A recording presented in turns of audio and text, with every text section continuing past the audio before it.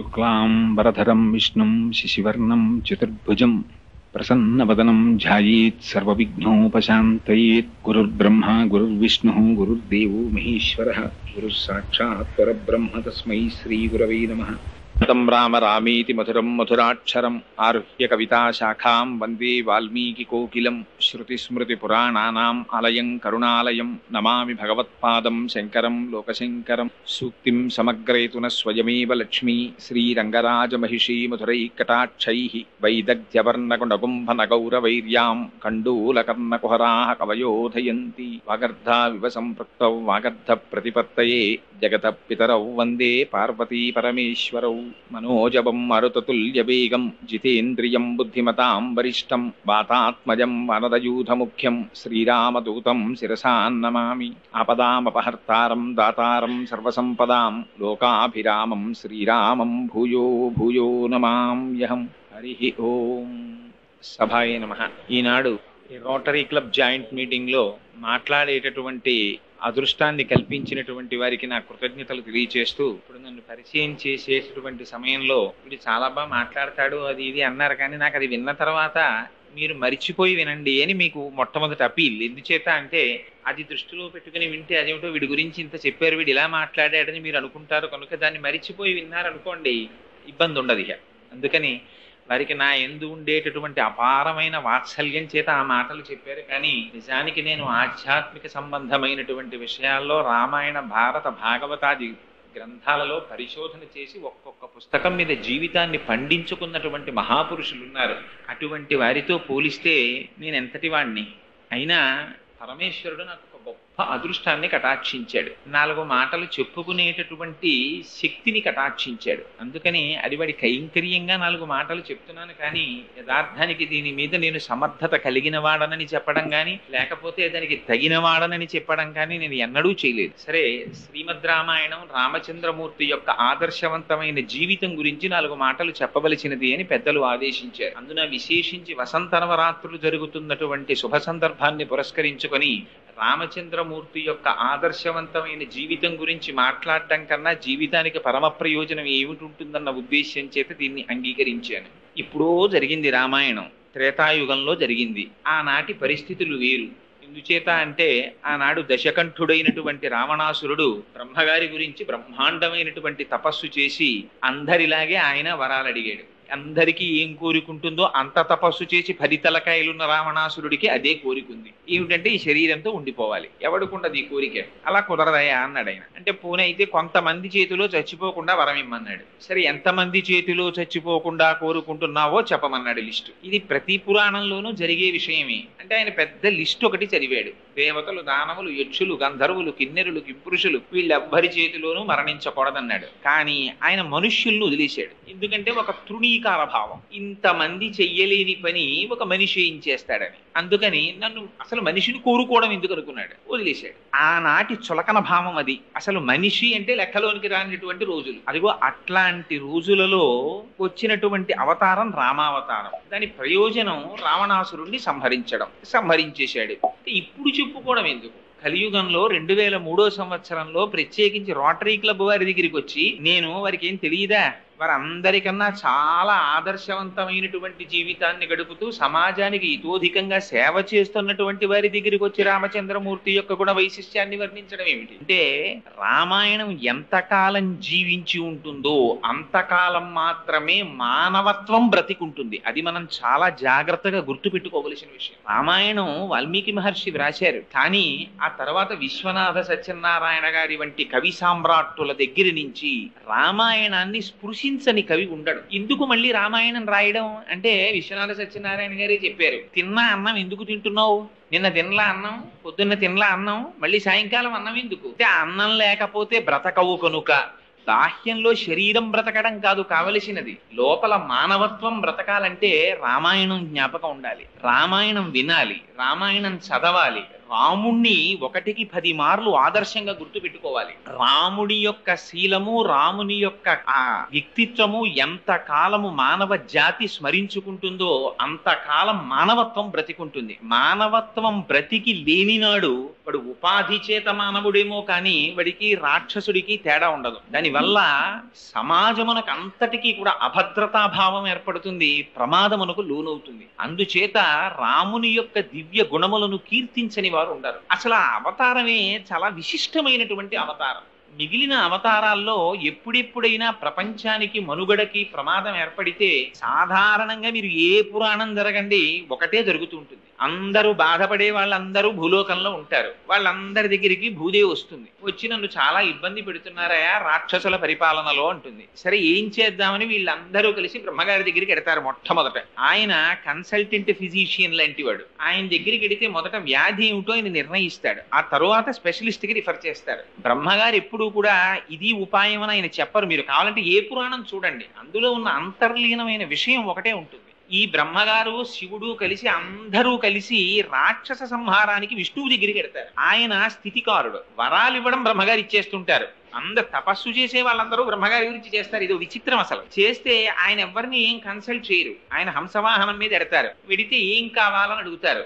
ఎప్పుడూ ఒకటే కోరిక అందరిది. మీరు ఏ రాక్షసుడి కథ చదవండి, వాడికి కనపడగానే వాడు ఏమడుగుతాడంటే నాకు మరణం ఉండకూడదని అడుగుతాడు. అనగానే బ్రహ్మగారు అంటారు అలా కుదరదయ్యా అంటారు. వచ్చిన జాతస్య హిద్రుహో మృత్యు ధ్రువం జన్మ మృతస్య చ, వచ్చిన వాడు వెళ్ళిపోక తప్పదు, ఇంకో విషయం అడుగంటాడు. వాడు అడగడు. వాడు మోక్షం కావాలని అడగడు, భక్తి కావాలని అడగడు. పోని వీళ్ళ చేతిలో చచ్చిపోకుండా వరం ఇస్తావా అంటాడు. అలాగే ఇచ్చానంటాడు ఆయన. వీడు సంతోషపడిపోతాడు, ఆయన వెళ్ళిపోతాడు. ఇంతే. ఎక్కడ మీరు ఏ పురాణం జరిగినా ఇదే ఉంటుంది. ఎందుకు అలా రాయడం అంటే దాని వెనకాతల రహస్యం అంతా ఉంది. ఈయన వెళ్ళిపోయిన తర్వాత వాడికి గర్వం వస్తుంది. వాడు చేసింది తపస్సు, ప్రత్యక్షమైంది బ్రహ్మగారు, పుచ్చుకున్నది వరాలు. వెంటనే గర్వం వచ్చి నన్ను చంపేవాళ్ళు లేడని వాడు నిర్ణయానికి వస్తాడు. వచ్చి ఇంకక్కడి నుంచి అల్లరి ప్రారంభిస్తాడు. మొదట ఎవరి మీద కన్ను పడుతుందంటే పాపం ఇంద్రుడు ఒక ఆయన దొరుకుతాడు. అందరూ ఆ ఇంద్రుడి మీద కడతారు. వెళ్ళి ఆ ఇంద్రుడి యొక్క రాజ్యాన్ని వశం చేసుకుంటారు. ఎందుకంటే అది ఇరాక్ లాంటిది. అక్కడ ఆయిల్ ఉందని బుష్ వెళ్ళినట్టే అది అమరావతి. మీకు కథ మారుతుంది, జీవితాలు ఎప్పుడు అలాగే ఉంటాయి. అందుకని వీడి దగ్గర అస్త్ర సంపద ఉంది కాబట్టి వాడు అమరావతి మీద కెడతాడు. వెళ్ళి ఇంద్రుడిని రాజ్యభ్రష్టుణ్ణి చేస్తాడు. చేసి ఆక్రమించుకుంటాడు. అప్పుడు భూలోకంలో ఉన్న వాళ్ళకి దేవలోకంలో ఉన్న వాళ్ళు కలుస్తారు. కలిసి వీళ్ళందరూ మొరబెట్టుకుంటారు స్థితికారుడైన శ్రీ మహావిష్ణువుతో.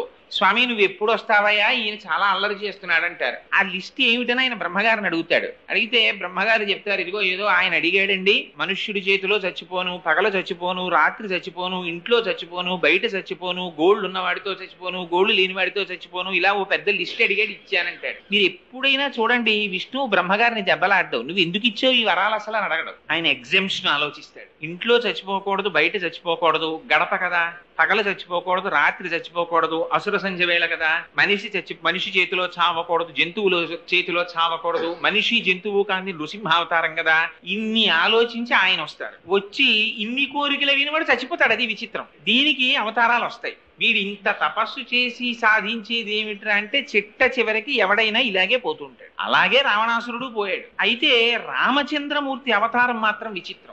ఎందుకనంటే అసలు ఎవరు వెళ్ళి అడగలేదు విష్ణువుని, ఓ శ్రీ మహావిష్ణువా నువ్వు వచ్చి మమ్మల్ని రక్షించమని అడిగిన వాళ్ళు లేరు. కేవలంగా దశరథ మహారాజు గారు నాకు కొడుకులు లేరు, కొడుకుని కనాలి అని చెప్పి ఆయనకు ఒక కోరిక కలిగింది. కోరిక కలిగి ఒక పెద్ద అశ్వమేధ యాగం అనేటటువంటి యాగాన్ని మొదలెట్టాడు. యాగాన్ని మొదలెట్టిన తరువాత ఓ పెళ్లికి వెళ్ళామనుకోండి, నలుగురు కలుస్తారు. అందరికీ కామన్ సబ్జెక్ట్ ఏదో దొరుకుతుంది, దాని మీద చర్చ చేస్తారు. అలాగే అక్కడికి వచ్చినటువంటి వాళ్ళందరూ కూర్చుని వాళ్ళందరికీ ఆనాడు పడుతున్నటువంటి బాధల గురించి మాట్లాడుకుంటున్నారు. ఏమిటా బాధ అంటే రావణాసురుడు పెట్టేటటువంటి బాధే. చాలా ఇబ్బంది పెట్టేస్తున్నాడండి. అంటే వాయువు అన్నాడు నన్ను గట్టిగా వీచనివ్వట్లేదన్నాడు, సూర్యుడు అన్నాడు నన్ను గట్టిగా ప్రకాశించనివ్వడన్నాడు, నీరెంది నన్ను ఇంతకన్నా ప్రవహించకూడదంటున్నాడంది. ఇలా ఎవరి బాధలు వాళ్ళు చెప్పుకుంటున్నారు. ఇంతలో బ్రహ్మగారు వచ్చారు పైనుంచి. బ్రహ్మగారంటే ఇంటి పెద్ద. ఆయన్ని చూడగానే అందరూ లేచి నిలబడి నమస్కారం చేశారు. నమస్కారం చేసి ఓ మాట చెప్పారు, భగవంత ప్రసాదేన రావణో నామరాక్షస సర్వాన్నో బాధతే వీర్యఛాసితుం తన్న శక్నుమః. స్వామి మీరు వరాలు ఇచ్చారు కదా, రావణాసురుడు మమ్మల్ని చాలా బాధ పెట్టేస్తున్నాడండి అన్నారు. అంటే బ్రహ్మగారు అన్నారు, నాకు తెలిసేయా, ఇచ్చింది నేనే కదా వరం, వాడు చాలా బాధ పెడుతున్నాడన్న విషయం కూడా నాకు తెలుసు, కానీ వాడిని నిర్జించడానికి శ్రీ మహావిష్ణువు వస్తారు, కంగారు పడకండి. ఎప్పుడెప్పుడు భాగవతులు బాధపడతారో ఆనాడు భగవానుడు వస్తాడు. అనేంతలో ఏతస్మిన్నంతరే విష్ణు రూపయాతో మహాద్యుతి శంఖచక్ర గదాపాణి పీతవాస జగత్పతి అన్నారు వాల్మీకి మహర్షి. అంతటా ఉన్నవాడే విష్ణువు. విష్ణువు లేకపోవడం ఉండదు, ఇప్పుడు కూడా ఉన్నాడు ఆయన, ఇదంతటా ఉన్నాడు. ఉన్నవాడే అక్కడ కనపడ్డాడు ప్రకటంగా, కరచరణాదులతో ఆవిర్భవించాడు. ఆవిర్భవించి వరం ఇచ్చాడు. ఏమని వరం? నేను వస్తున్నానయ్యా, వచ్చి హత్వాక్రూరం దురాత్మానం దేవర్షీణాం భయావహం దశవర్ష సహస్రాణి దశవర్ష శతాని చ అన్నాడు. ఆ రాక్షసుడైనటువంటి రావణాసురుణ్ణి నిర్జిస్తాను, తర్వాత 11,000 సంవత్సరములు ఈ భూభారం వహిస్తానన్నాడు. ఈమె ఎవరడిగారు? 11,000 సంవత్సరాలు పరిపాలించడం ఎందుకు అంటే, అప్పటికి మనుష్య జాతి ఎన్ని కష్టాలు పడిందంటే రావణాసురుడి పరిపాలనలో అసలు మనిషిగా బ్రతకడం మర్చిపోయారు. మళ్ళీ మనిషి యొక్క ఔన్నత్యం ఏమిటో చెప్పడానికి 11,000 సంవత్సరములు పరిపాలిస్తానన్నాడు. అందుకొచ్చింది రామరాజ్యం. అందుకని 11,000 సంవత్సరములు పరిపాలిస్తానని వరమిచ్చి దశరథ మహారాజు గారికి తాను కుమారుడనై జన్మిస్తున్నానని తనంత తానుగా ఆయన ప్రకటించుకున్నారు. తత పద్మపలాసాక్ష కృత్వాత్మానం చతుర్విధం పితరం రోచయామాస తథా దశరథం నృపం అన్నారు వాల్మీకి మహర్షి బాలకాండలో. నేనే నలుగురిగా వస్తున్నాను అన్నారు. రామ లక్ష్మణ భరత శత్రుఘ్నులు నలుగురు శ్రీ మహావిష్ణువే. నేను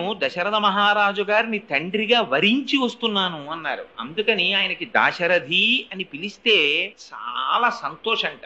మనకి రాముడు నేర్పినటువంటి మొట్టమొదటి పాఠం జీవితంలో గుర్తు పెట్టుకోవలసింది ఇది. మనకి ఒక లక్షణం ఉంటుంది, మనకంటే మీ వంటి పెద్దలకి కాదు, నా వంటి వాడిని దృష్టిలో పెట్టుకుని వినండి. తను వృద్ధిలోకి వచ్చాడు అనుకోండి, తన గురించి చెప్తే సంతోషం. తనని కన్నవాడు ఒక ఎలిమెంటరీ స్కూల్ హెడ్ మాస్టర్ గారు అనుకోండి, ఆ తండ్రి గారి పేరు చెప్పడానికి కొంచెం సిగ్గుపడతాడు. బురదలోంచి తామర పువ్వు పుడుతుంది, కానీ బురదలోనే ఉంటుంది. బురదలో ఉండడం గర్వకారణంగా ఫీల్ అవుతుంది తప్ప తన తండ్రి గురించి చెప్పడానికి సిగ్గుపడే వాళ్ళు ఉన్నారు దేశంలో. తన తల్లి గురించి చెప్పుకోవడానికి సిగ్గుపడే వాళ్ళు ఉన్నారు దేశంలో. తన మామగారి పేరు చెప్పడానికి సిగ్గుపడే ఆడబడుచులున్నారు ఈ దేశంలో. తన అత్తగారి గురించి చెప్పుకోవడానికి సిగ్గుపడే ఆడవాళ్ళు ఉన్నారు ఈ దేశంలో. రామాయణం చదివితే ఈ సిగ్గు పోతుంది. తను మనిషి పుట్టినందుకు తనని తాను ఎలా 10 మందిలో చెప్పుకోవాలో అర్థం అవుతుంది. తన తండ్రి గురించి ముందు చెప్పుకున్నాడు దాశరథి అని. అందుకే రామదాసు గారు దాశరథి శతకం రాస్తే పద్యాలు రాసిన వాటికి మకుటం దొరకదండి, ఇంకొక మకుటం పెట్టలా. దాశరథి కరుణాపయోనిధి అని పిలిచారు. దశరథ మహారాజు గారి కుమారుడా అని పిలిస్తే ఆయన ఉలిక్కి పడి చూస్తాట. ఆ తండ్రి పేరు చెప్తే అంత ఇష్టం. ఎందుకని? రాముడికి ఇష్టమని కాదు అక్కడ అర్థం. మనిషిగా పుట్టినవాడు గుర్తు పెట్టుకోవలసిన మొట్టమొదటి లక్షణం తన తండ్రిని గౌరవించడం, తన తల్లిని గౌరవించడం. అందుకే సంధ్యావందనం మీరు చేస్తే సంధ్యావందనంలో దిగ్దేవతా నమస్కారం అని ఒకటి ఉంటుంది. అందులో మాతృభ్యో నమః పితృభ్యో నమః అని తల్లికి తండ్రికి నమస్కారం చేయిస్తారు. ఈ జాతికి ఒక లక్షణం ఉంది. తన ఇంట్లో శుభకార్యం అయితే ముందు తల్లిదండ్రులకి బట్టలు పెట్టి పీటల మీద కూర్చుంటాడు. తన కొడుక్కి పెళ్లి చేస్తున్నా తల్లిదండ్రులుంటే తన పేరేయించుకోడు, తల్లిదండ్రుల పేరు వేయిస్తాడు శుభలేఖలో. వారు శుభలేఖలో పేరుతో ఉండి మా కుమారుడైన చిరంజీవి చాగంటి కోటేశ్వరరావు యొక్క కుమారుడు మా మనుమనికి వివాహం జరుగుతోంది, మీరు రండిని పిలుస్తారు. అలా పిలవడం తనకి అదృష్టహేతువుగా భావిస్తాడు. ఇది రామాయణం నేర్పింది, రాముడు నేర్పాడు. రామాయణం ఎందుకండి చదవడం? రామాయణం ఎందుకు వినడం? రామాయణం అంటే అసలు వాల్మీకి మహర్షి పెట్టుకున్న పేరు రామాయణం కాదు. ఆయన పెట్టుకున్న పేరు సీతాయాశ్చరితం మహత్ పౌలస్త్య వధ. ఇది ఆయన పెట్టుకున్న పేరు. కానీ దాన్ని రామాయణం చేశారు తరువాత. ఇవాళ ఏమండి సీతాయాశ్చరితం మహత్ చెప్తాను నేను అంటే అది ఏ పుస్తకం అండి అని అడుగుతారు చాలా మంది. కానీ రామాయణం చెప్తున్నారండి అంటే వెంటనే అర్థం అవుతుంది. ఎక్కడి నుంచి వచ్చింది ఈ పేరు? ఆయనము అంటే కదలిక అని అర్థం. కాలం రెండుగా కదులుతుంది. అదే ఉత్తరాయణము దక్షిణాయనము అని మనం పిలుస్తూ ఉంటాం. ఆయనం అంటే కదలిక. రాముడి కదలికట రామాయణం అంటే. ఏమిటి రాముడి కదలికకి అంత గొప్పతనం ఏమిటి? మనం కదలటల్లా మన కాలు తీసి అలా వేస్తే కదలిక. కానీ రాముడు కదిలితే రామాయణం అని దాన్ని ప్రత్యేకం పిలిచారు. ఏం అలా పిలవడం ఎందుకు? రాముడి కదలికలో ఒక గొప్పతనం ఉంది. మన కదలిక లాంటి కదలిక కాదు రాముడి కదలిక. రాముడు ఒక కాలు తీసి వేస్తే సత్యం, ఇంకొక కాలు తీసి వేస్తే ధర్మం. సత్యాన్ని ధర్మాన్ని రెండు పాదములుగా పెట్టుకుని నడిచాడైన. ప్రతి మనిషి ఇలా నడవాలనేటటువంటిది రాముని యొక్క జీవితంలో ఉన్న సందేశం. అందుకే రాముడికి మిగిలిన వాటితో సంబంధం ఉండదు. రాముడికి కావలసింది జీవితంలో ఎప్పుడూ సత్యము ధర్మమే. ఇది ఎక్కడ ప్రారంభమైందో తెలుసా అండి విచిత్రం? బాలకాండలో దశరథ మహారాజు గారు కూర్చున్నారు. కూర్చుని కొడుక్కి పెళ్లి చేయాలని ఆయనకు ఆలోచన వచ్చింది. ఆలోచన వచ్చి మంత్రులతోటి దగ్గర ఉన్నటువంటి ఋషులతోటి వశిష్ఠ మహర్షితోటి మాట్లాడుతూ ఒక మాట అన్నారు. నాకు పిల్లలు పుట్టారు, 4 కుమారులు, వాళ్ళకి యుక్త వయస్సు వచ్చింది, వివాహం చేద్దాం అనుకుంటున్నాను అన్నారు. ఇలా ఆయన అన్నారు. తస్య చింతయమానస్య మంత్రి మధ్యే మహాత్మనః అభ్యాగచ్చన్ మహాతేజ విశ్వామిత్రో మహారుషి అన్నారు వాల్మీకి. ఇలా అనుకున్నారయ్యా పెళ్లి చేద్దామని, విశ్వామిత్రుడు వచ్చాడన్నారు. వెంటనే అక్కడ ద్వారపాలకులు పరిగెత్తుకొచ్చి మహాప్రభో విశ్వామిత్రుడు వచ్చాడన్నారు. విశ్వామిత్రుడు అంటే అప్పటి వరకు కోపానికి ప్రతీక, శాపానికి ప్రతీక. భయపడి దశరథ మహారాజు గారు పరిగెత్తుకుంటూ వెళ్లారు, పాదోదకం ఇచ్చారు, తీసుకొచ్చారు, ఉచితాసనం మీద కూర్చోపెట్టారు. అసలు అడగల విశ్వామిత్రుడు ఏమీ నోరు విప్పి. ఈయనకే భయం లోపల. కోపిష్టివాడు ఎవరైనా ఇంటికి వచ్చాడు అనుకోండి, ఏమంటాడో అని ముందు ఈయనే మాట్లాడేశారు. మీరు రావడమే చాలా గొప్పండి, మీరు వచ్చారు, ఎంత అదృష్టం మాకు, మీకు ఉచితాసనం బాగుందా, మీకు ఏం కావాలి, మీకు ఏం కావాలంటే అది ఇచ్చేస్తాను, మీకు ఏం కావాలో చెప్పండి, మీకు సేవ చెయ్యడమే నా జన్మకి గొప్ప అదృష్టం అన్నాడు. అన్ని విని ఆయన అన్నాడు, అబ్బా ఎందుకంటే అన్ని విషయాలు చెప్తున్నారు. అహం వేద్మి మహాత్మానం రామం సత్యపరాక్రమం వశిష్ఠోపి మహాతేజ ఏచే మే తపసి స్థితాః అన్నాడు. ఒక సామాన్యుడు మాట్లాడడానికి, ఒక ఋషి మాట్లాడడానికి ఎంత తేడా ఉంటుందో చూడండి. నాకు విషయం తెలిసయ్యా, రాముడు గొప్ప సత్యవాది, ధర్మాత్ముడు, సాక్షాత్తు పరబ్రహ్మం. ఇది నేను చెప్పడం కాదు, వశిష్ఠాదులకి కూడా తెలిసి విషయం అన్న. ఈ విషయం అంటే సంతోషించాలా దశరథ మహారాజు గారు, ఉలిక్కి పడాలా? ఆయన ఉలిక్కి పడ్డాడు. కొంపతీసి రాముణ్ణి పొగుడుతున్నాడేమిటి, ఆయన్ని గాని ఇమ్మంటాడా ఏమిటని. ఎందుకంటే ఆయనకి పుత్రవాత్సల్యం, కొడుకుని ఇమ్మంటాడేమోనని భయం. అందుకని ఆయన అన్నాడు, ఇవ్వను అని ముందే చెప్తే ఇప్పటిదాకా ఇస్తానన్నామంటాడేమోనని. ఊనషోడశ వర్షో మే రామో రాజీవలోచన నయుద్ధ యోగ్యత మస్య పశ్యామి సహరాక్షసై అన్నాడు.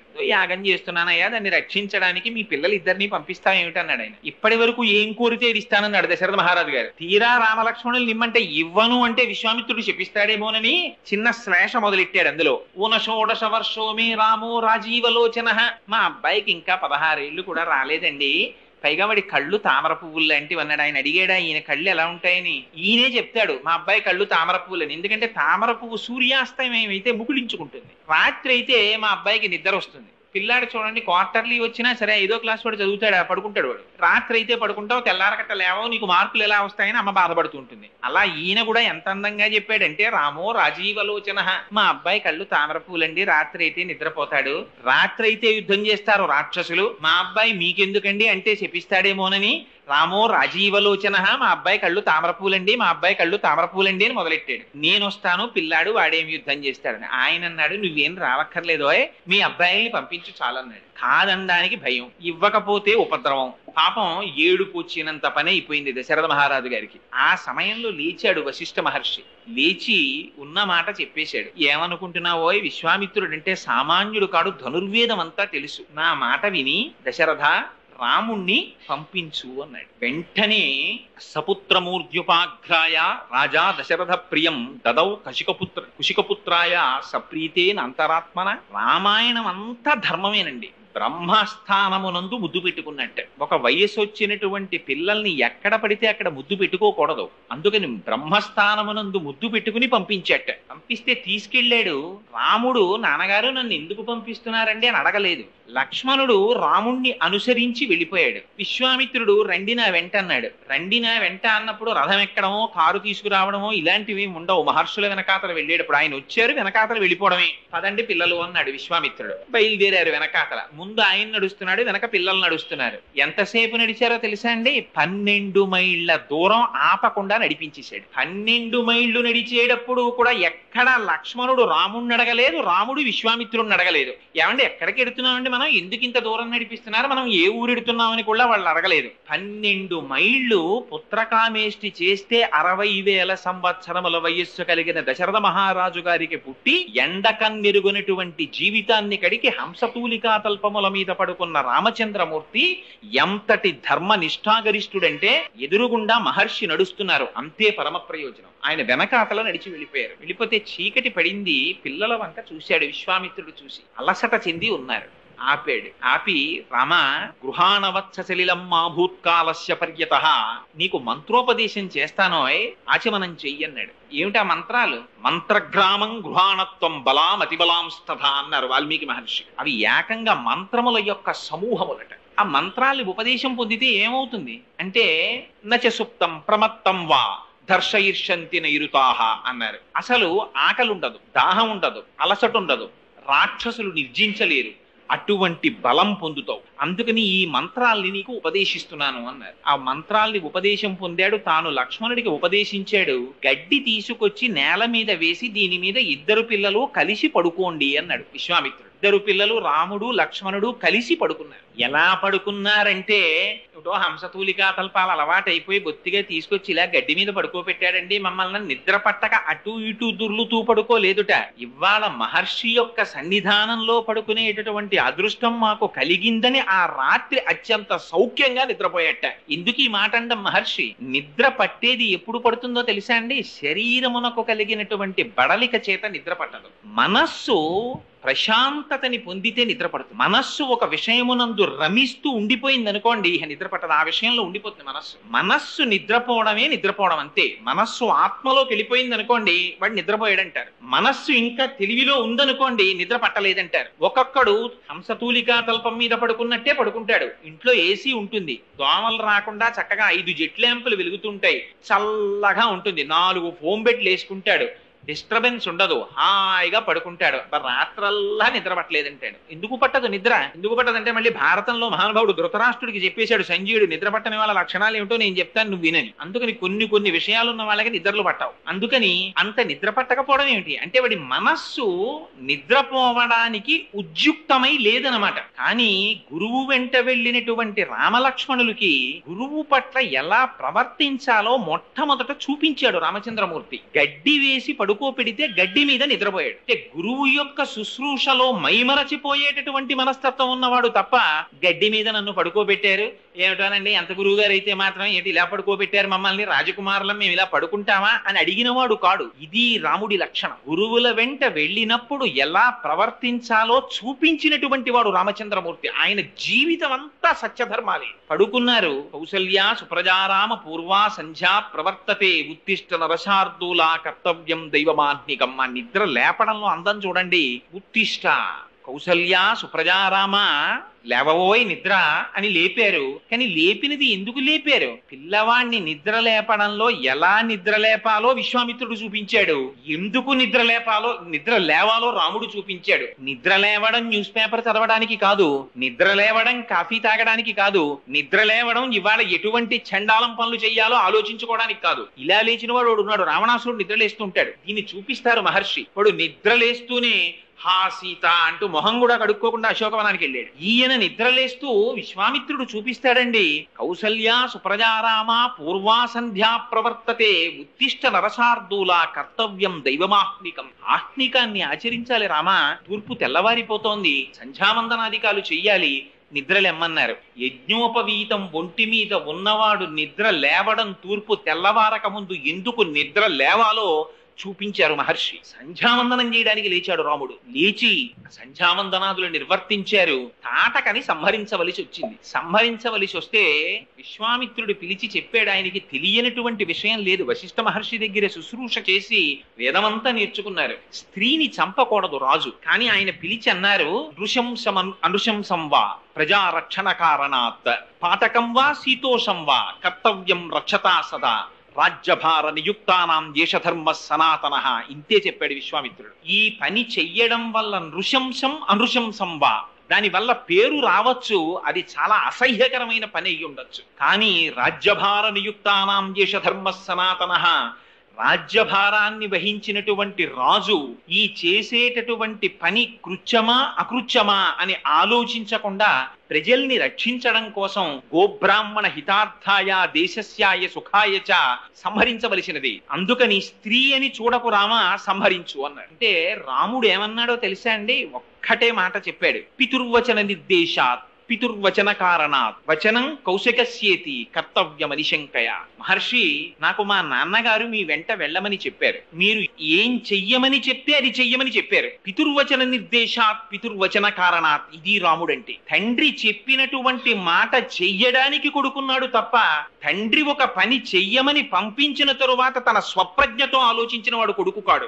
పితుర్వచన నిర్దేశాత్ పితుర్వచన కారణాత్ వచనం కౌశికస్యేతి. మహర్షి పక్క నుండి చెప్తున్నారు, గురువులు చెప్తున్నారు సంహరించమని. నా బుద్ధితో ప్రమేయం లేదు, సంహరిస్తానన్నాడు. ఇది రాముడంటే. రాముడికి వేదం తెలియదా? రాముడికి బ్రహ్మసూత్రాలు తెలియవా?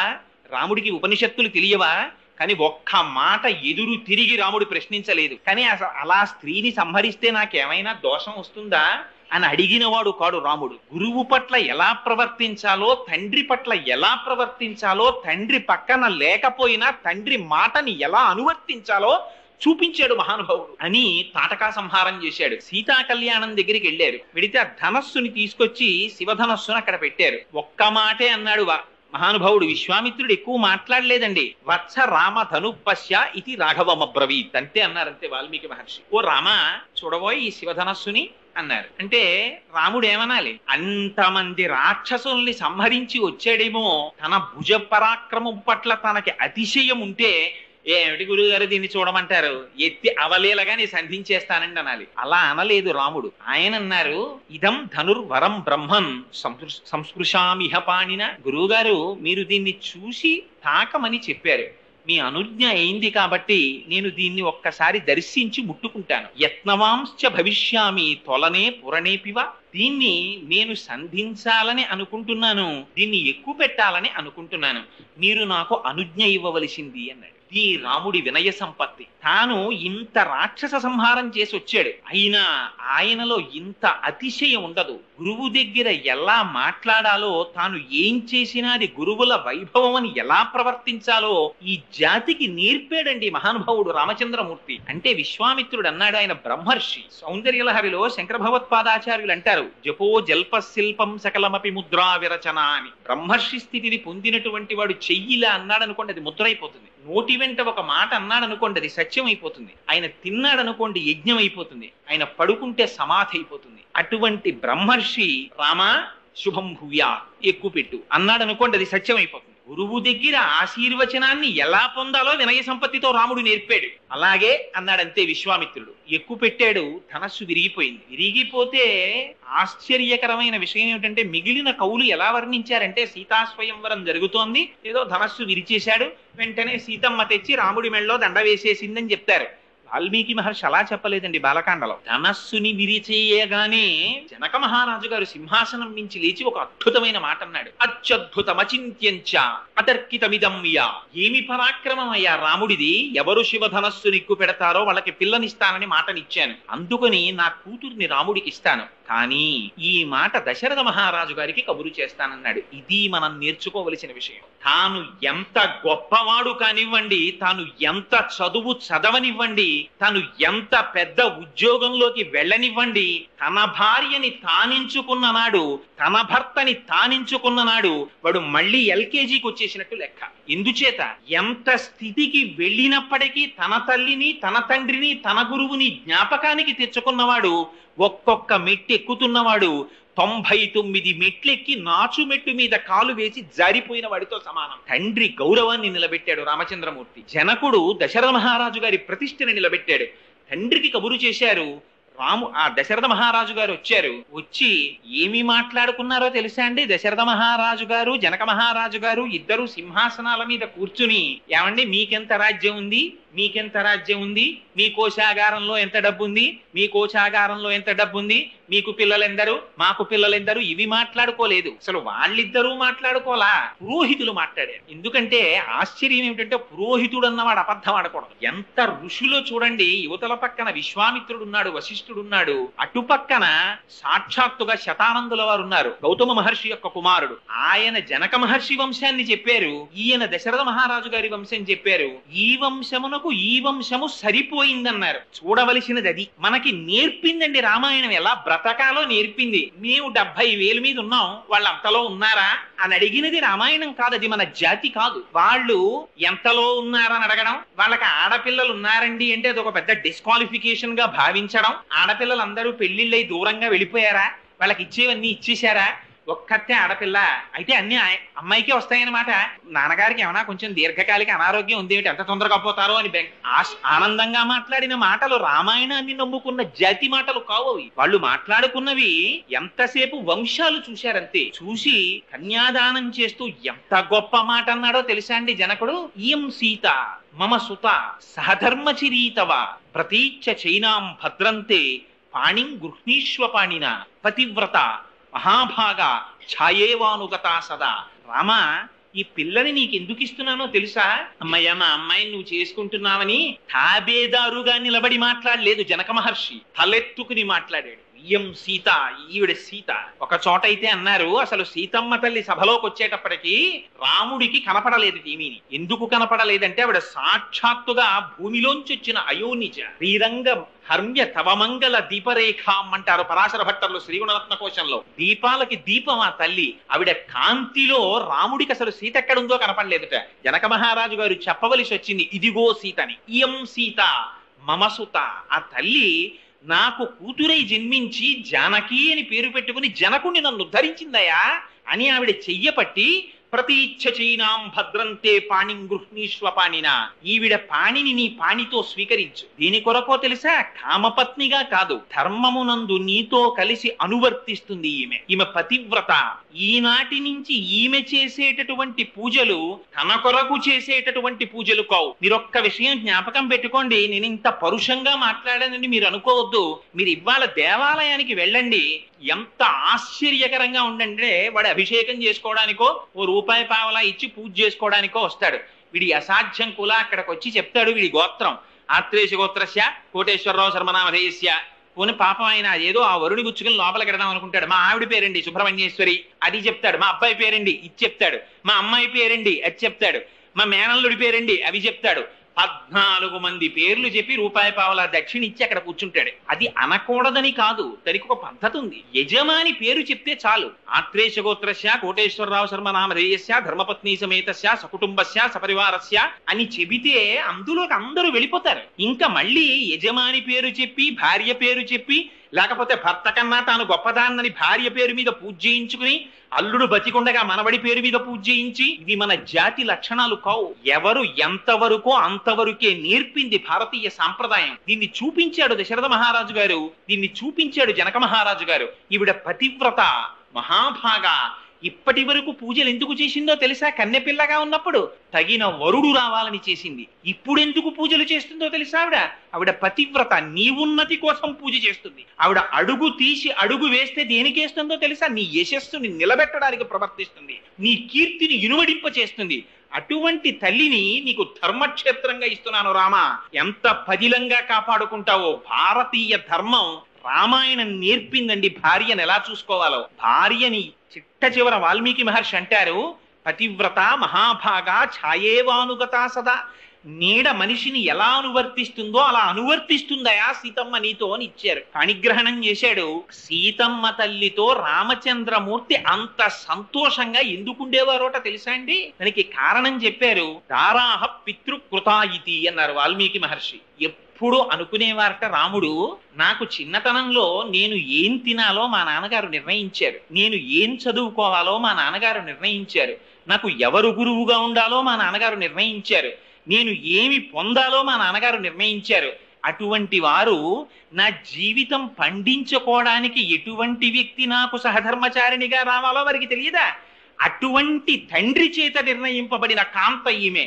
అని దారాహ పితృకృతా ఇతి, మా తండ్రి అయిన దశరథ మహారాజు గారి చేత నిర్ణయింపబడిన యోగ్యురాలైన భార్య అని గౌరవించారట సీతమ్మ తల్లిని. భార్యని గౌరవించడానికి హేతువు ఏదో రామాయణం నేర్పింది. తన తండ్రి చేత నిర్ణయింపబడినటువంటి వివాహం ఇవాళ మన జాతి ఎంత దౌర్భాగ్యానికి వెళ్ళిపోయిందంటే, వీడే పెళ్లి కార్డు వేసుకుంటాడు, తల్లి తండ్రి లేని అనాథ వేసుకున్నట్టు. ఐ ఇన్వైట్ ఏమిటి అంటే వీరికి ఎవరు లేరా, అది కూడా సైడ్ హెడ్డింగ్లే. పోనీ ఆ పిలవడంలో కూడా ఏతత్ శుభముహూర్తమునకు పెద్దలు నిశ్చయించినారు కాన తామెల్లరూ విచ్చేసి మదర్పిత చందన తాంబూలాది సత్కారములను స్వీకరించి మమ్మ ఆనందింపచేయ ప్రార్థన గౌరవంగా పిలవడం, అది లేదు ఇప్పుడు.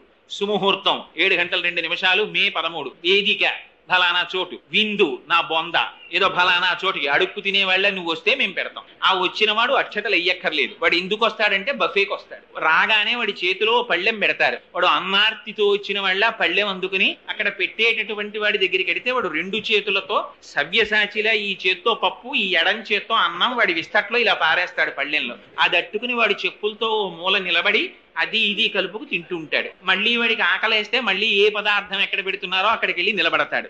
మళ్ళీ వాడికి వేస్తారు, వాడు తెచ్చుకు తింటాడు. ఇది శుభలేఖ అలా అయింది. కానీ ఆనాడు జరిగినటువంటి వివాహాలు, ఆనాడు జరిగినటువంటి సాంప్రదాయాలు అటువంటివి కావు. ఎంత గౌరవంగా ప్రవర్తించాలో నేర్పింది రామాయణం, నేర్పాడు రామచంద్రమూర్తి. అందుకని దారాహ పితృకృత ఇది, మా నాన్నగారు చేసిన పెళ్ళయ్య, మా నాన్నగారు ఇచ్చినటువంటి భార్య అని గౌరవించాట భార్యని, సీతమ్మ తల్లిని. అయితే తండ్రి గారు నిర్ణయించినంత మాత్రము చేత గౌరవింపబడినది కాదుట, మామగారు చేసిన నిర్ణయం సక్రమమైనదే అని నిరూపించిందిట సీతమ్మ. ఎలా నిరూపించింది అంటే గుణాఛాపి అన్నారు వాల్మీకి మహర్షి. తన గుణముల చేత, తన ప్రవర్తన చేత రామునికి యోగ్యమైన ఇల్లాలిని అని నిరూపించిందిట సీతమ్మ. అలా సీతారాములంటే ఇద్దరూ కలిసి నడిచారట. ఆశ్చర్యం ఏమిటో తెలుసా అండి, రాముడికి సర్వకాలముల యందు కావలసినది ధర్మమే. హాయిగా వైవాహిక జీవితాన్ని గడుపుతున్నాడు. ఆయన ఎప్పుడూ తండ్రి గారిని ఏమీ అడగలేదు. ఒకనాడు దశరథ మహారాజు గారు తొందరపడిపోయి తనంత తాను ముహూర్తాలు పెట్టేసుకుంటుంటాడు. ఆయనకు అదో అలవాటు దశరథుడికి. ఒకనాడు సభ ఇచ్చాడు. సభికులందరూ కూర్చున్నారు. కూర్చున్న తర్వాత వాళ్ళందరినీ పిలిచాడు. పిలిచి చైత్ర శ్రీమాన్ అయం మాస పుణ్య పుష్పితకానన యవ్వరాజ్యాయ రామస్య సర్వం మే ఉపకల్ప్యతాం. ఇది చైత్రమాసం, చాలా శుభప్రదమైనటువంటి మాసం. అందుకని మా అబ్బాయి రామచంద్రమూర్తికి యవ్వరాజ్య పట్టాభిషేకం చేద్దాం అనుకుంటున్నాను. నాకు ఈ మధ్య పీడకలలు వస్తున్నాయి.